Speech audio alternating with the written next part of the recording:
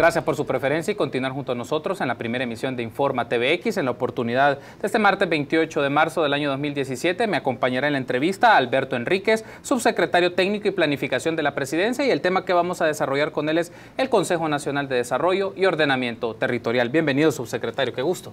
Muchísimo gusto, Carlos. Muchas gracias a Informa TVX de nuevo por esta oportunidad.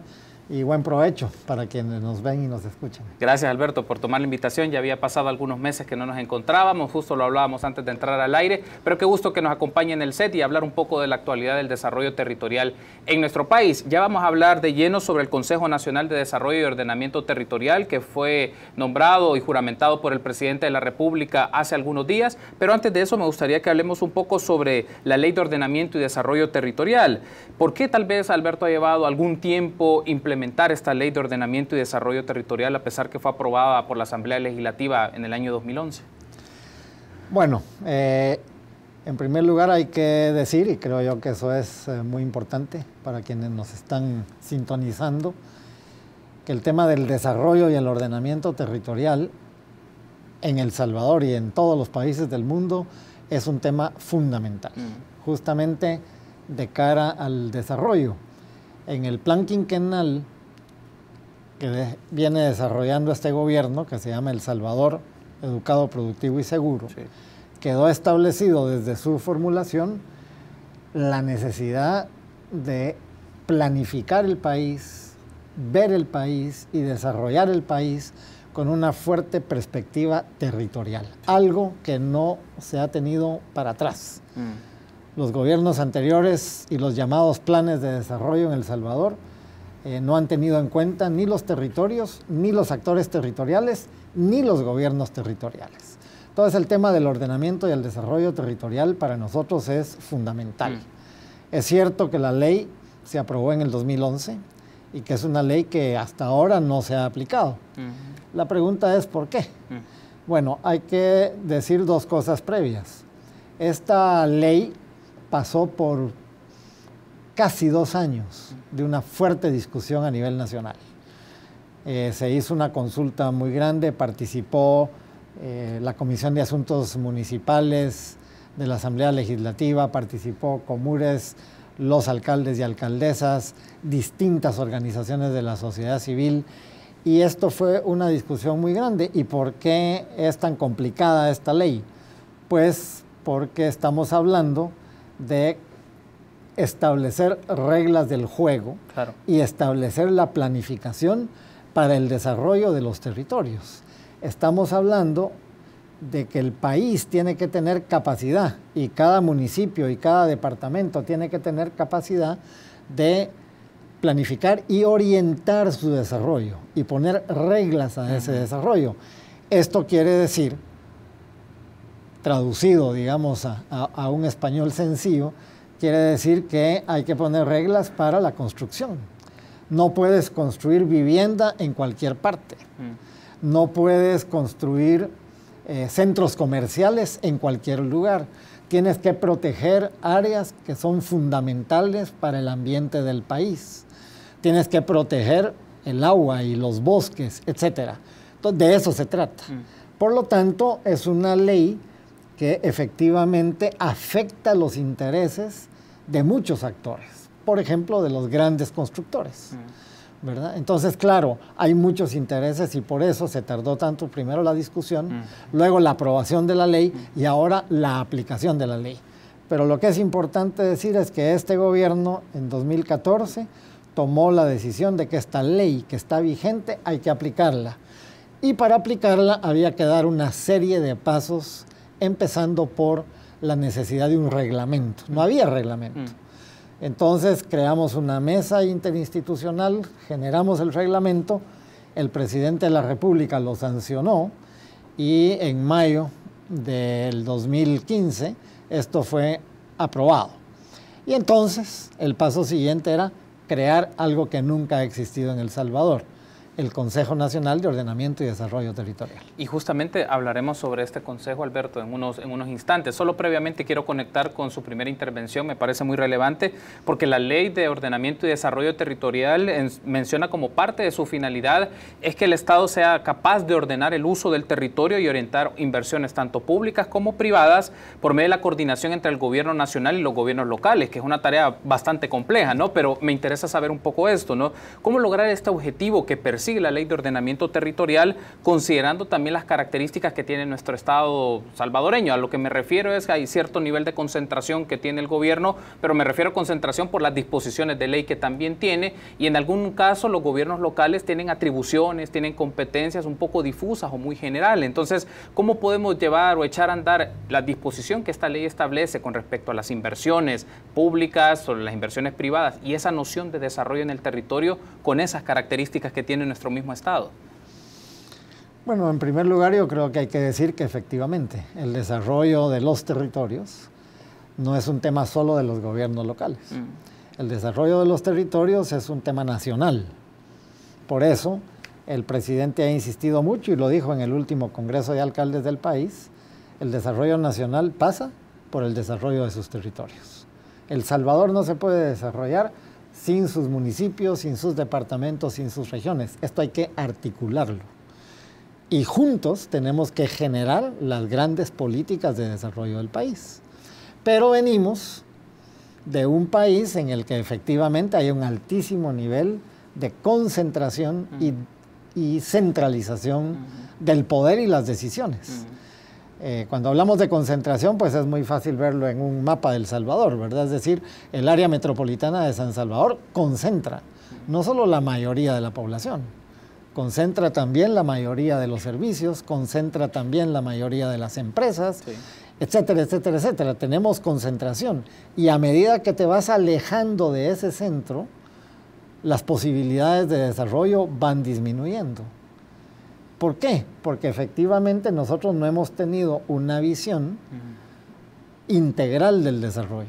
Entonces, hemos producido con el tiempo no solo desigualdades sociales, profundos desequilibrios territoriales.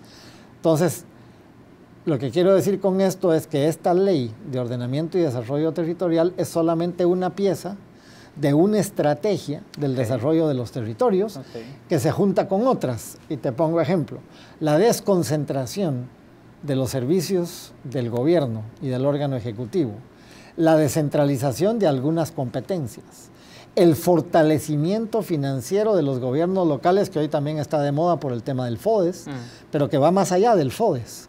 ¿Cómo hacemos gobiernos municipales que tengan un sistema de financiamiento más fuerte? Sí. ¿Verdad?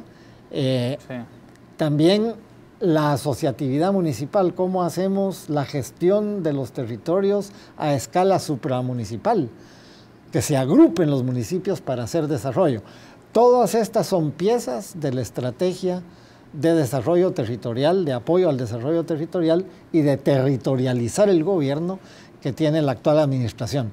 Entonces hay que ver el ordenamiento y desarrollo territorial como una pieza de una estrategia más integral. Es interesante esta mención, Alberto, en el hecho de que, por ejemplo, el caso quizá más evidente o que geográficamente se puede observar, como usted lo mencionaba, es la concentración que existe de actividad económica, político-administrativa en el departamento de San Salvador. Y esto lo quiero conectar con la idea de estas brechas que existen en los territorios. Es decir, cómo lograr que las nociones de desarrollo o que los proyectos de desarrollo e inversiones de desarrollo puedan llegar o distribuirse en todo el territorio. Hablamos de otras zonas, zona oriental, la zona paracentral, la zona occidental, porque muchas de estas actividades se concentran en el área metropolitana de San Salvador, pero también no solo es que se concentren, también hay una expresión de poder político muy fuerte en esta zona, ¿no? Por los partidos políticos, por lo que significa la circunscripción de San Salvador. Entonces, ¿cómo esta lógica de permitir que el desarrollo se pueda expandir a otras expresiones o en otros territorios de nuestro país, evitando pues esta lógica de concentración de poder? Bueno, yo creo que ahí está la gran apuesta. Cuando tú colocas una perspectiva territorial en tus planes de desarrollo, efectivamente tienes que ir generando las condiciones en distintos territorios del país, en distintas regiones del país, para que se haga la inversión pública y la inversión privada. Pero aquí no hemos trabajado con esa mirada. ¿Por qué? Porque el Estado salvadoreño, que que nosotros heredamos, el gobierno, no fue diseñado en función del desarrollo de todo el país, ni en función de la ciudadanía. Este es un Estado diseñado y que responde en su diseño a intereses particulares de grupos económicos muy fuertes que se han concentrado históricamente en el área metropolitana de San Salvador. Entonces yo creo que aquí hay un cambio de paradigma, hay un cambio en la manera de ver el desarrollo. Nosotros hemos colocado en el centro del desarrollo y la gestión pública a la gente, a la población salvadoreña. Esto quiere decir que tenemos que instalar la planificación como herramienta de gestión pública, algo que tampoco existía en El Salvador. Ese puede ser para otro programa. Se desmanteló la planificación. Sí. Pero cuando tú planificar, lo que quiere decir es poner un mapa, ponerle ruta, y entonces, claro, cuando piensas en todos los territorios, hay que decir, bueno, los territorios tienen condiciones distintas, condiciones diversas, vocaciones diferentes. Yo tengo que hacer inversión pública de una manera planificada, pensada y orientada. Y decir, bueno, en el oriente del país nos interesa promover determinado tipo de producción, que es distinto del norte de El Salvador, pero tenemos que ir generando con la inversión pública, en una visión territorial, las condiciones para que luego la inversión privada también se haga de manera desconcentrada en distintos territorios y que vayamos convirtiendo los distintos territorios del Salvador en centros de desarrollo que hoy no son. Pero esas condiciones hay que generarlas. El rol del Estado debe ser justamente, y de eso se trata esta ley, hay que darle dientes al Estado, hay que darle tenazas al Estado, hay que darle herramientas al Estado para que el desarrollo pueda caminar en distintos rumbos del país y salir de esta histórica concentración en el área metropolitana. Se han mencionado inversiones tanto de carácter público, que es lo fuerte, ¿no, Alberto? Y también algunas de carácter privado, pero desde la apuesta de este gobierno, ¿cuáles son esas inversiones estratégicas? Pienso, Fomilenio 2, o se habla del puerto, de la Unión. ¿Cuáles son esas apuestas estratégicas de esas inversiones que pueden constituir como la expresión de esta figura articulada del ordenamiento territorial y el desarrollo territorial? Bueno, esto es un proceso que tiene que ir poco a poco, que tiene que ir lentamente. Pero digamos, hay apuestas muy importantes que están establecidas en el Plan Quinquenal de Desarrollo. Nosotros estamos haciendo una apuesta grande a cambiar la matriz productiva del país. En El Salvador, nosotros tenemos que recuperar la planta productiva. Tenemos que recuperar la producción y poder agregar valor a lo que en el país se produce. Esto es muy importante, ¿verdad? Y por eso, bueno, ahora tienes una cosa que está sobre el tapete, que es toda esta recuperación del café, ¿verdad? Pero la recuperación del café hay que hacerla en este siglo y en este momento de El Salvador, y hay que pensar en toda la situación internacional del café, y tenemos que buscar nichos de mercado fuertemente, y tenemos que aprender también a ir agregando a productos como el café valor aquí en el país. Bueno, pero estamos apostando a eso. Estamos apostando, por ejemplo, al cambio de la matriz energética. Estamos pensando en un El Salvador más sostenible, y por lo tanto es muy importante cambiar a toda esta nueva energía limpia, ¿verdad? Y por eso hay apuesta a grandes inversiones en materia energética, ¿verdad? Bueno, tampoco es el tema del programa, pero esto es muy importante que la gente sepa, ¿verdad? Bueno, estamos empujando el país a ser más productivo, esto requiere una inversión fuerte en energía limpia, estamos avanzando la matriz empezó en el quinquenio pasado, pero ahora se sigue transformando. Y estamos apostando a inversiones en regiones determinadas. El Plan Maestro de Desarrollo de la Región Oriental es el primer plan regional que tenemos en el país, con 240 millones de dólares de inversión para este año, en un plan a 10 años que va a necesitar 1.000 millones. Bueno, pero tenemos ya 240 para este año, que es más que una décima parte, por decirlo así. Sí. Entonces aquí se cruza esta visión de sectores estratégicos con la de territorios estratégicos. Esta es un poco, para decirlo de manera bastante simple, la estrategia que estamos siguiendo pero en el que se van dibujando los territorios. Y justamente tenemos que hacer una pausa, Alberto, pero en el segundo bloque me gustaría que hablemos un poco de proyectos que poco a poco se van a ir concretizando y que la gente puede tener presente de esta concepción del desarrollo territorial, y hablar un poco también del Consejo Nacional de Desarrollo y Ordenamiento Territorial. De momento, permítanos una pausa. Volvemos en minutos.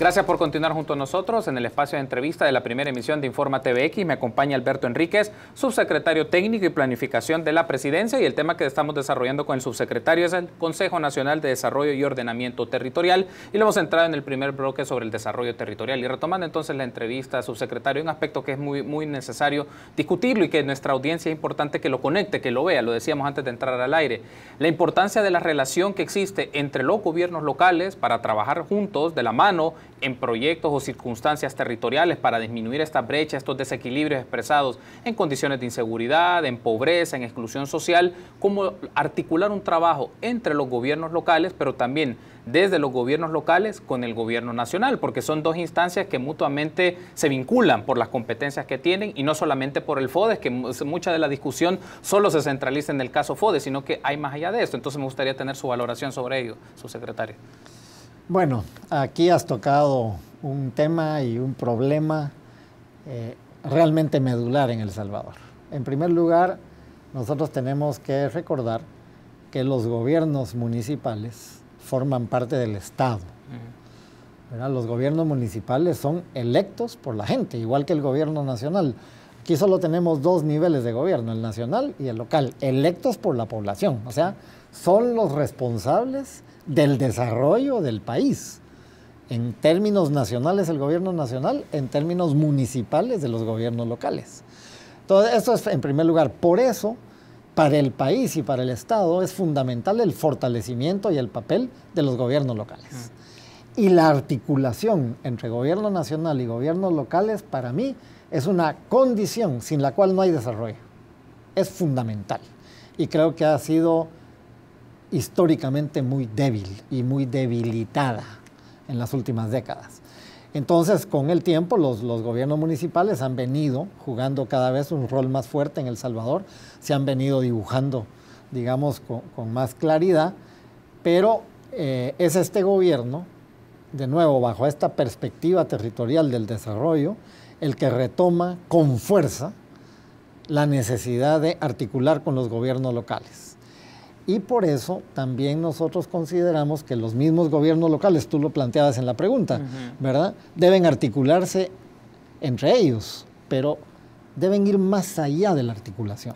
Para nosotros, la conformación de asociaciones de municipios en clave de desarrollo es central. Las mancomunidades o microrregiones, en El Salvador existen actualmente 29, ¿verdad? Hay más de 200 municipios asociados, sin embargo no han sido reconocidas. Justamente esta ley de ordenamiento y desarrollo territorial reconoce a las mancomunidades como la escala local del ordenamiento territorial, y ese es un paso importantísimo. Entonces, nosotros hemos conformado y esto para información también de la gente, hemos conformado un Consejo Nacional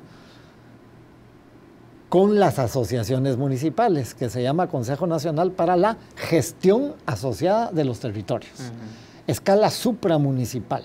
Los municipios se asocian, se hacen socios para desarrollar ese territorio que hace más grandes sus municipios, pero hacen economías de escala. No es lo mismo que tengas 14 municipios asociados para hacer un plan de desarrollo que 14 municipios pedaceados, ¿verdad? Como decimos nosotros.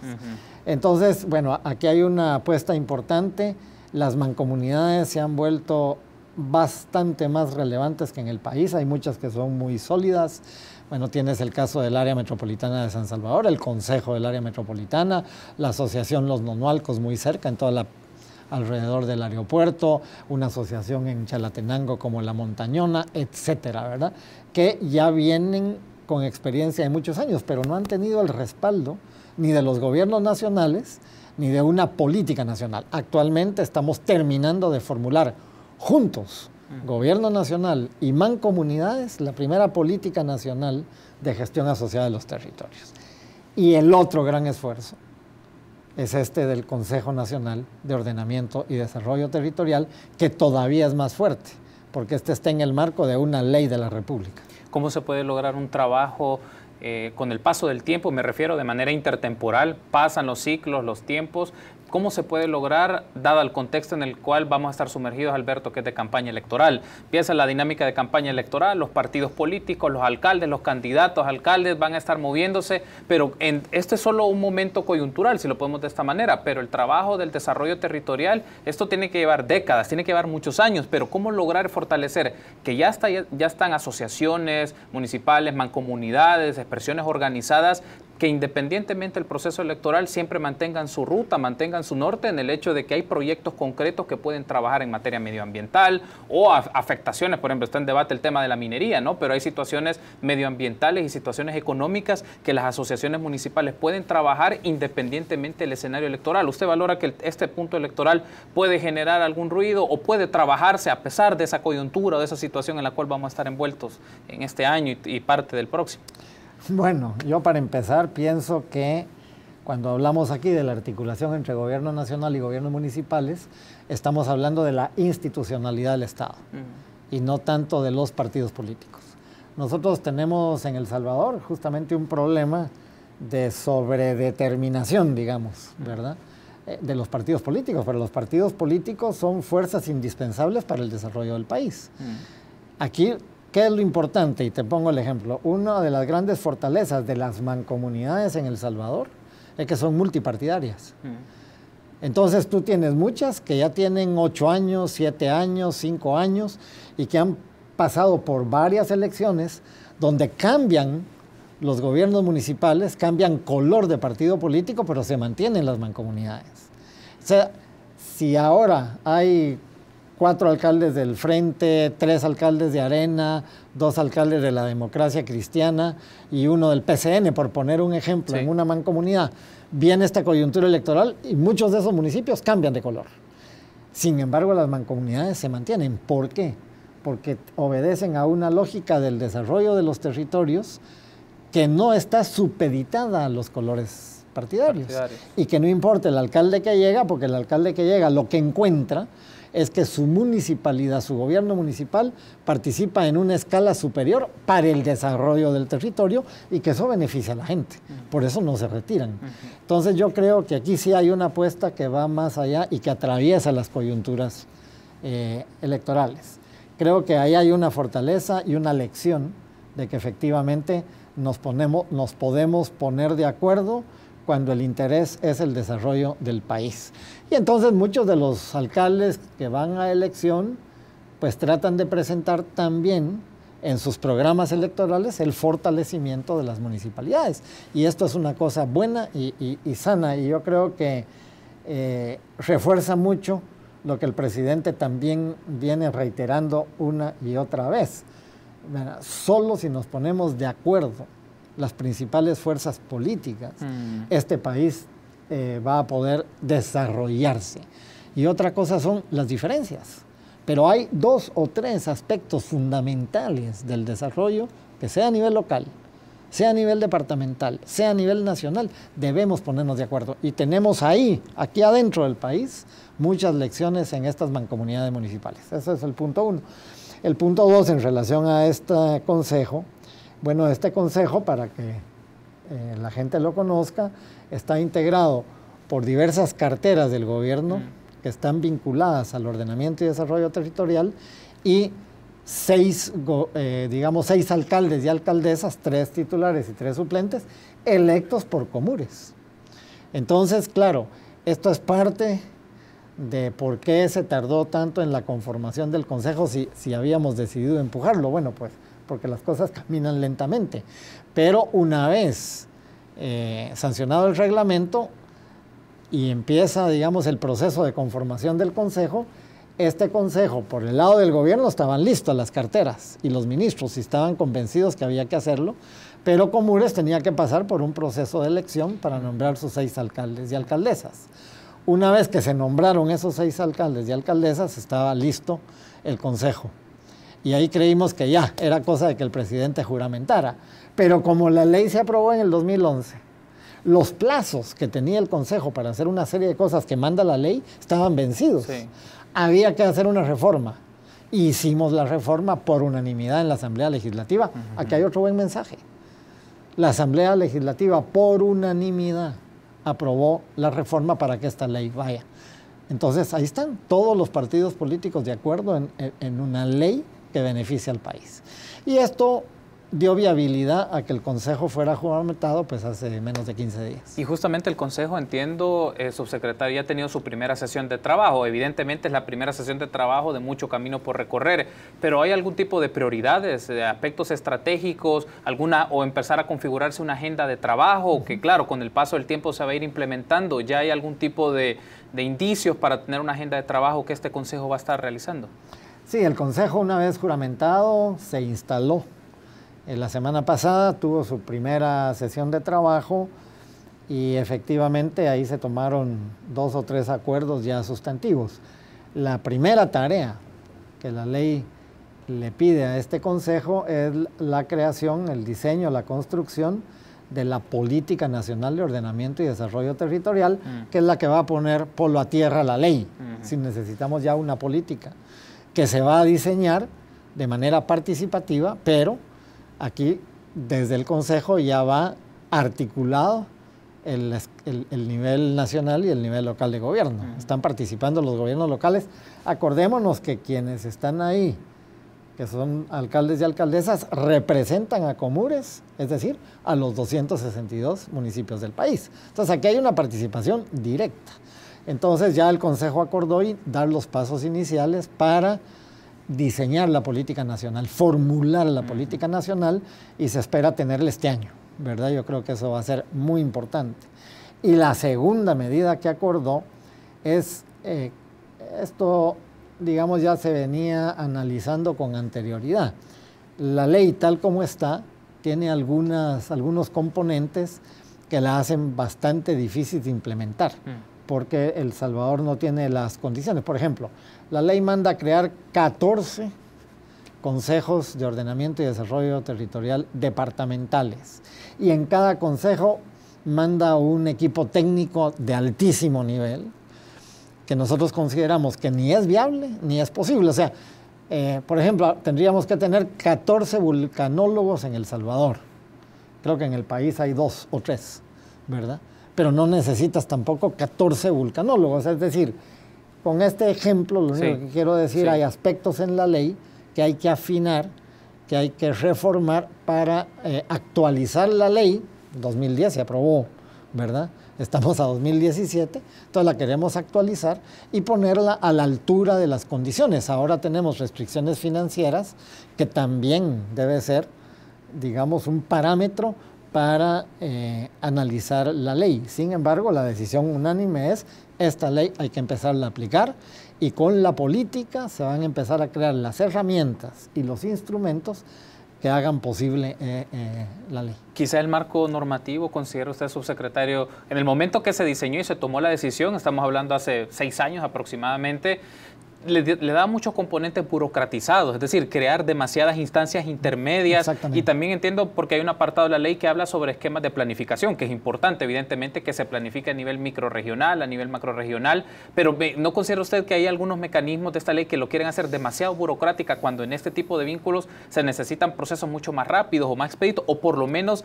mecanismos de comunicación intergubernamental como más fluidos? Sí, es correcto. Yo creo que hemos tenido una tendencia a crear mucho aparato, ¿verdad? Y hay muchas leyes que crean aparatos demasiado grandes, demasiado pesados y demasiado caros. Entonces nosotros necesitamos, para empujar esta ley, digamos, que la institucionalidad sea una institucionalidad liviana, flexible, pero fuerte. Porque el hecho de que sea grande no quiere decir que sea fuerte. Entonces, nosotros la necesitamos fuerte, necesitamos que tenga dientes para hacer viable la ley, pero eso no quiere decir un gran aparato y tampoco quiere decir mucho dinero. Entonces, ¿vamos a necesitar recursos financieros? Sí. ¿Vamos a necesitar aparato institucional? Sí, pero tiene que ser el indispensable, ¿verdad? Y no más que eso. Y yo creo que es importante porque el mandato principal, lo que tiene que hacer este consejo es desarrollar las metodologías, los instrumentos y las herramientas. Y los planes de desarrollo y ordenamiento son las herramientas principales. Necesitamos un plan nacional de ordenamiento y desarrollo territorial que oriente las inversiones, pero necesitamos los planes regionales o departamentales y locales que además se eslabonen entre sí. Entonces, claro, requiere una articulación fluida, permanente, cotidiana, pero sólida y fuerte. Hay que ir creando los vínculos. Y yo creo que para el país va a ser importantísimo. En El Salvador estamos en un país altamente vulnerable. Basta recordar 2001, los terremotos y lo que pasó en Santa Tecla. ¿Por qué? Porque construiste en una zona donde jamás se debió haber construido, ¿verdad? Pero además hemos construido así sobre mantos acuíferos, sobre líneas de ferrocarril. Es decir, justamente esa es la expresión de la necesidad que tenemos de orientar el desarrollo de El Salvador. Esto es en beneficio de todo el mundo y también de la empresa privada, del sector empresarial y de los inversionistas. Se trata de dotar al Estado de la capacidad y de las herramientas para poner rumbo al desarrollo. Pero todos los protagonistas de eso, no solo es el Estado, es también el sector privado, es también la academia, es también la ciudadanía. Subsecretario, ha sido un gusto. No, hombre, encantado, Carlos. Gracias por habernos acompañado. Mucho gusto. Ha sido un gusto. Y de nuevo, muy buen provecho y muchas gracias por su sintonía. Gracias por habernos acompañado. Estuvo con nosotros el subsecretario Alberto Enríquez, subsecretario técnico y planificación de la Presidencia. Permítanos una pausa. Volvemos en minutos.